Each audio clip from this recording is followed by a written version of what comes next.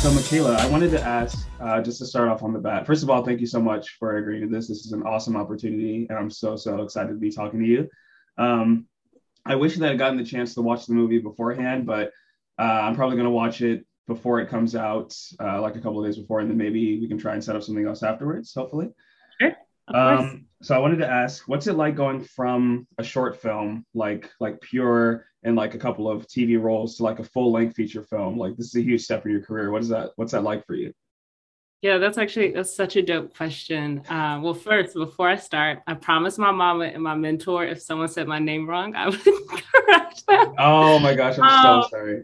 no, please don't apologize. It looks like Michaela, but it's pronounced my Kayla. My And I Kayla, always okay. tell the joke, it's my Kayla, not your Kayla. But uh, yeah, going from a film like Pure, or even ironically enough, I'm going to the screening of another film, a short film that I did this summer called Dear Mama. Going from that to a studio feature film, a major motion picture, I want to say it was almost terrifying. Mm, Not to mince words or anything, because I was like, am I equipped or authorized to be in this space? Imposter syndrome was all over me. oh yeah. And I just worked really hard to kind of think about, the fact that I'm in this space means I belong in this space and I'm meant to be here. And I have all of the resources and tools around me to like make sure I can do my job excellently and well. I have resources like Miss Anjanou Ellis, who's like, right there, and Will freaking Smith, Mr. Will, and Uncle Johnny, and like just all of these people that I consider titans in our industry, as well as Sanaya, Demi, and Layla and Danielle, who have kind of been in these spaces before, and they just held me with so much grace. And I realized that I kind of knew I knew what I was doing. Like I knew what to do. I knew how to show up. I knew how to ask questions. And people gave me permission to like figure it out as we went along. And it reminded me of every space I've ever worked in before, be it on a smaller scale or a larger scale. It's about the community that you instill with the cast and crew and the company itself, that makes people feel like they belong, so that if Mm. there is anything they're unsure about, they can like easily nip that in the bud and just say, okay, girl, so a mark. I went to school for theater. I don't know what a mark is. Where am I supposed to start? Okay, cool. Right over there. Great. So Right. yeah, it was really cool. Awesome, cool. Yeah, I was gonna say, I mean, there's a reason you're in a movie with Will freaking Smith. I mean, like obviously they saw something and they were like, yeah, this girl's got it. So like imposter syndrome, it hits me like every day too, but we just gotta overcome it, you know? Absolutely. Yeah. Yeah. It's something I spoke about recently, was being able to like name your imposter syndrome out loud. Mm.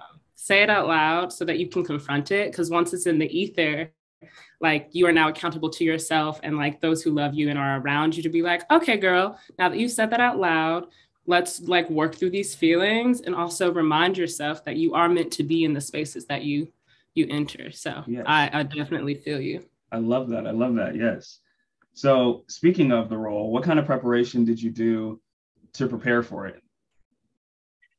Yes. Okay. So I am a big research nerd. Yeah. I love like finding new information.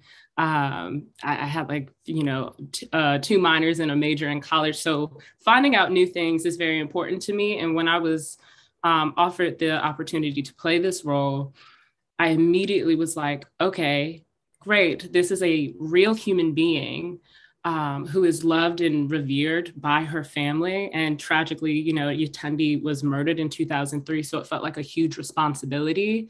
And so I was like, oh, if I'm going to come, I'm going to come correctly. All Mhm. right, let's hit the Googles. Let's start, finding out what we can about the family, their upbringing, and like what is public knowledge. And then when we got into the actual space, we were gifted the opportunity to interview Isha Price and Lindrea Price pretty early on in the experience. And they were on set nearly every day with us. And they let us ask them any and all questions. And like I said, I like asking questions. So From, what classes were Tunde taken in ninth grade when she was 14? She was in AP Bio. Okay, great. Let me go ahead. I had my mama send my old AP Bio and IB Bio notes. Oh, Started so you went taking in notebooks. Yeah, because I cannot say that I am playing Tunde Price, right? This is a character. Mhm. And that I'm trying to this is an opportunity for me to pay honor to her and who she Right. was. And I wanted to make sure I did that with as much grace and mercy and information, considering I have access to her family here. So I want them to be able to sit in the theater and be like, yo, that's exactly how Tunde used to stand. How did she know that? And she was like, oh, Mikayla was asking me how she stood and what her favorite books were and all of that kind of stuff. I have a whole notebook with I want to say 30, 40 pages of just notes and answers that I asked about them growing up and what Tunde was like and how the sisters remember her. That's amazing. That's amazing. I love that. Getting really into the research, the background of the role, making sure you're paying respects, obviously. Yeah. That's awesome. Did you so in terms of your role as Tunde Price, do we get a lot of time with her? I mean, obviously this is, the movie's called King Richard. It's about Venus and Serena Williams, but it looks to be a lot about, the family and, the Williams' upbringing, growing up around their sisters and their mom and Richard. Do we get a lot with you as Tunde Price on screen? So I think what's really cool about this film is it covers roughly a 7-year time span. So you get to see the girls, Venus and Serena, from as young as 8 or 9, and then all the way up to when Venus is 14, which means Tunde is going from 14 to roughly 21 years old. Right. Which was so fun to explore and play. But what's so nice is because the sisters were so involved in Venus and Serena's training, when Ms. Oracene and Mr. Richard would take them to practice, the girls are right there, picking up balls, hanging up signs. Tunde would be off in the corner doing her homework. When they went home, it was like, okay, y'all finish your homework. We can hang out for a little bit. And so you get a lot of opportunities to see the girls just being human beings. And we don't have the opportunity often to see Black women, especially young Black women, kind of just be humans on screen. And so, yeah, I mean, we definitely, they're always there. They're always around, even if, we're not talking. It's like, girl, I'm right there at the match and I'm yelling. Okay, I'm being very loud. I'm supporting my sister. Go Venus. Of course. Go Serena. And that's what's really cool is getting to see Isha, Lindrea, and Tunde constantly at their sister's side throughout the process. Absolutely. What was it like working with Father Will? I'm sure I hear he sort of gets into the role. So what was it like dealing with that kind of Will Smith? Oh my goodness. I mean, it was incredible. As someone who, has trained in theater, craft is very, very, very important. It's at the forefront of the work I do. So being able to see someone at, arguably in his prime, it's just, how is Will Smith still just at the beginning of his career? I'm saying. Decades after starting. But he was just so gracious and fun. It was fun. It was so fun. He would spit his teeth out at us every now and then, randomly come up behind us and tickle us. It really felt like he said at the end of the process, he would like to be considered a surrogate father figure to us. And that's exactly how he treated us. And even when he was serious, it was just like, okay, this is when we're doing, this is us doing the work. This is what it looks like. And still being able to be human and breathe and explore. I remember one time I was just really kind of nervous about how to take up space, even if we don't necessarily have specific lines. And he was like, yo, Mikayla, just start improving. And I was like, excuse me, sir? What's up? He said, if you feel like you need to speak, then just speak. And I was like, so sorry. You're Will Smith. You've been doing this for a minute. You can't just tell a theater kid to improv. Right. It was, it was just little moments like that where he would connect with you, come up to you, dap you up, tap you on the head or something. That reminded me, it's we feel like we're working with the best, and they consider us to be right up there with them. So that's awesome. Hell yeah, I love that. So this is a fun question. What's your favorite sport? Is it tennis? Was it tennis before the movie? Is it tennis now? Oh, I love this question. Okay, so hot tea. My favorite sport is a tie between volleyball, indoor, and track and Okay. field.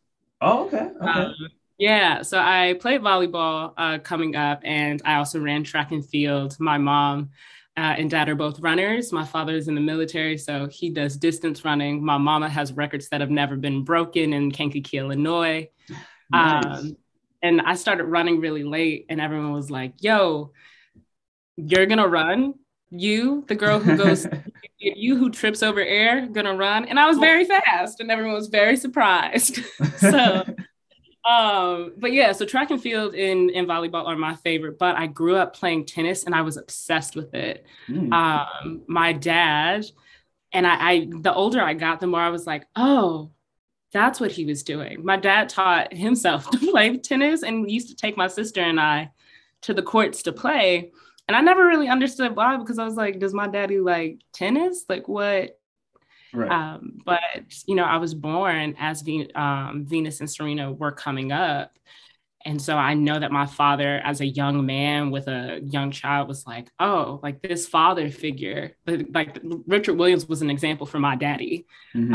And so whenever he wasn't away on deployments, we used to go to Northside Park in Norfolk, Virginia, and we would play tennis like every Saturday in the summer. And it was the best. That's awesome. I love that. So, what are what are some projects that we can look forward to in the future? Like, well, actually, sorry, let me retry that question. Um, You're fine. so, after King Richard, are there any projects coming up that we can look forward to? And kind of like as a side note, what's the kind of project you would want to do in the future?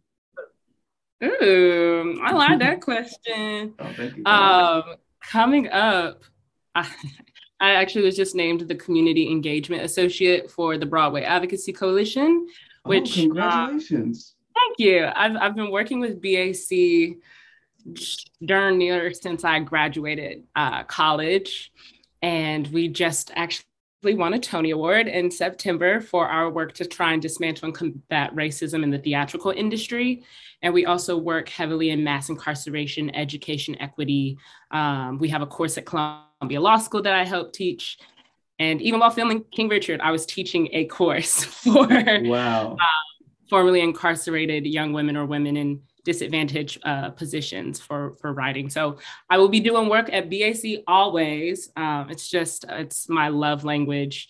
And I'm doing the world premiere of a play that hasn't actually technically been announced. So there you Oh, go. you gotta keep on the hush hush. Got you. I got um, yeah. So I'm doing the world premiere of a play top of next year. And there's a short film coming out called Dear Mama, where I am playing the lead. And it's such a beautiful story. I'm excited to see it tonight. And then finally, what would I like to work on? Someone cast me in a play on Broadway. What's going on? What's Yeah. happening? I would love to do a piece on Broadway, just because I said, wow, I have always dreamed of winning a Tony. I just never would have pictured that the first one that I would win alongside my incredible team at BAC would be for activism and for Mhm. trying to, teach people about how racism affects disenfranchised bodies in this Absolutely. world. So that is what I would love to do. And more than anything, this piece, King Richard, has taught me that telling the stories of those living legends that we still are blessed to have access to and those who have already passed, particularly being able to tell Tunde's story, reminds me that I really want to make more room for Black stories to be told. So period pieces, like talking about real life things that have happened to people who look like me, Mhm. have lived like me, or even don't look like me and have not lived like me. That's what I want to make room for. And I would love to be able to do that in a film medium. So, Mikayla, when I see you on Broadway years from now, don't you forget about me, okay? I'm Don't not forget forgetting this about moment. you. No, I'm gonna be absolutely. I'm gonna like, be like, no, just put him on the list. Just tell him to come to the stage door.